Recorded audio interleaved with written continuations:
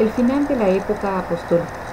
Hasta el año 62, el sumo sacerdote del judaísmo, Ananías, hizo aprender al apóstol Santiago, el menor, llamado hermano de Jesús, que regía la iglesia de Jerusalén. Uno de sus hermanos, Simón, fue llamado a sucederle, pero la situación política y el nacionalismo judío llevaron pronto a Simón a la muerte. Ante esta situación, el Consejo de Ancianos, Presbíteros u Obispos de la Iglesia de Jerusalén trasladaron la iglesia a la ciudad de Pela. Pero la situación política de Palestina se agravaba y los conflictos internos del hebraísmo eran cada día mayores. En el año 70, los romanos atacaron a Jerusalén y destruyeron el templo. Prontamente, en manos de los romanos, los grupos judíos de los saduceos, celotes y esenios serían exterminados. De todos, solo el de los fariseos sobrevivió. Esa fue la razón de la división del judaísmo y el cristianismo. De los apóstoles vivía tan solo Juan el Evangelista, que se había trasladado a Éfeso, iglesia madre de muchas de Asia Menor, y donde se manifestaban brotes gnósticos. Durante los obispados de Lino y Anacleto en la iglesia de Roma, Roma fue ganando importancia en el cristianismo, por ser la capital del imperio y por ser el lugar de muerte de los apóstoles Pedro y Pablo.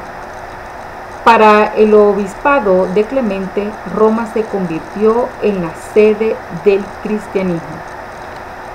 Con el emperador Vespasiano, el cristianismo siguió extendiéndose, hasta que en el año 90 Domiciano inició una nueva persecución. Juan fue llevado primero a Roma y desterrado luego a la isla de Patmos, donde escribió el Apocalipsis y algunas de sus cartas. Bajo el imperio de Nerva, de quien dice su biógrafo Cifilino, que no permitió que se acusase a nadie por haber observado las creencias de la religión judaica o haber descuidado el culto de los dioses, pudo regresar Juan a Éfeso, y pocos años después falleció en edad muy avanzada. Con su muerte concluye la época apostólica. Algunas características de esta época. El cristianismo se ha independizado del judaísmo plenamente. Se organizaron las primeras comunidades dirigidas por obispos y presbíteros. El carácter mesiánico y divino de Jesús se reafirma con el apóstol Pablo, así como el concepto de su acción redentora. La Iglesia se define como cuerpo místico cuya cabeza es Cristo. Por eclesia se entiende al principio el conjunto de los cristianos.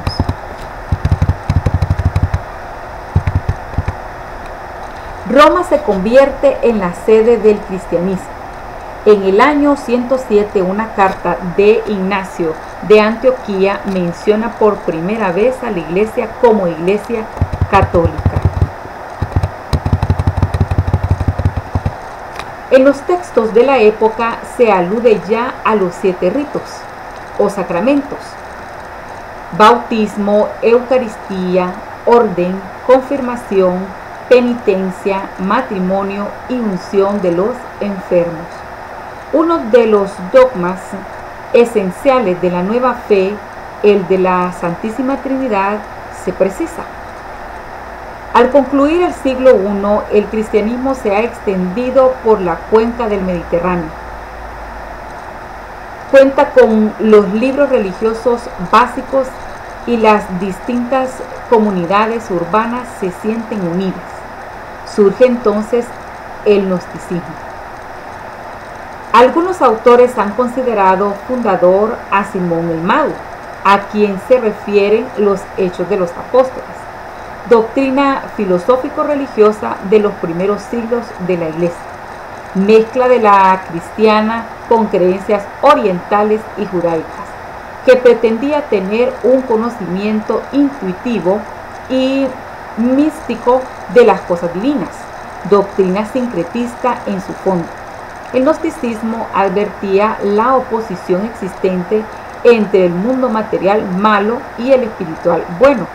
La materia era obra de un demiurgo, dios inferior o de los ángeles, y esto les llevó a considerar que el cuerpo de Jesucristo no podía ser materia, pues no podía ser malo. La salvación para el gnóstico dependía del conocimiento personal, era fruto de su ciencia. En el siglo II, ciertas ideas gnósticas, la trascendencia de las cuales queda implícita tras su simple enunciación, influyeron en varios sectores cristianos y tendieron a la realización de la fe. Apuntaba el peligro de las primeras creencias consideradas herejías, del mismo modo que habían empezado las persecuciones.